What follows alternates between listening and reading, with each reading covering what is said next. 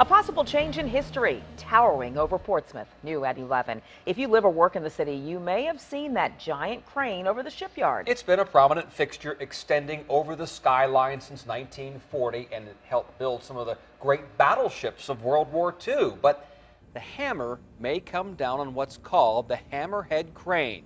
Then at your side's Erin Kelly tells us a meeting tonight might help decide its fate. Erin?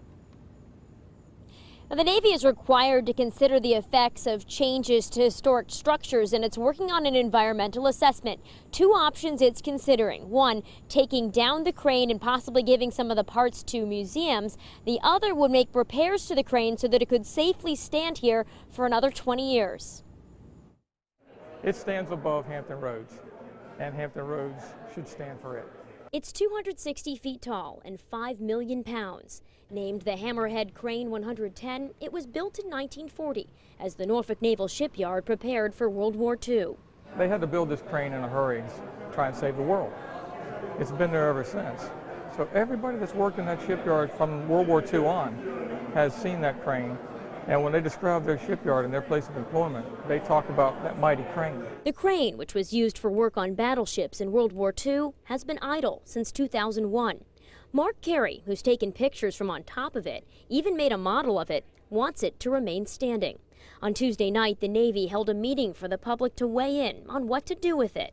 I worked in the lifting and handling department for 20 years or so, and this was my major area of concern, was maintaining the Hammerhead 110 and getting it certified. Larry Swan would like to see it working again or as a monument, but says he sees both sides of it. But I also realized that if it's not going to be functional, the cost in there somewhere would be prohibitive. And as a taxpayer, I would be a little concerned about putting money into something that wouldn't be work capable. The Navy, which has said it would prefer to dismantle it and possibly put some parts in a museum, says it's not only about money.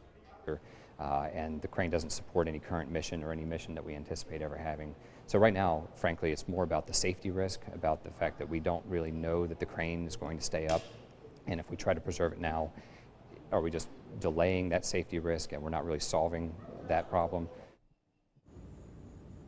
And one of the people we talked to tonight even had an idea for grassroots fundraising involving making replicas of the crane and maybe selling those to give the proceeds to the Navy to try to save the crane. Now, the Navy says it's still considering the cost for all of this, but early estimates show it could cost more than $700,000 to repair the crane, allowing it to remain standing for the next 20 years, and it could cost more than $1 million to take it down. For now, we're live in Portsmouth. Erin Kelly, 10 on your side. And you can send along your written comments to the Navy no later than October 2nd. The Navy hopes to be doing its study, or hopes to be done with its study, I should say, sometime next spring.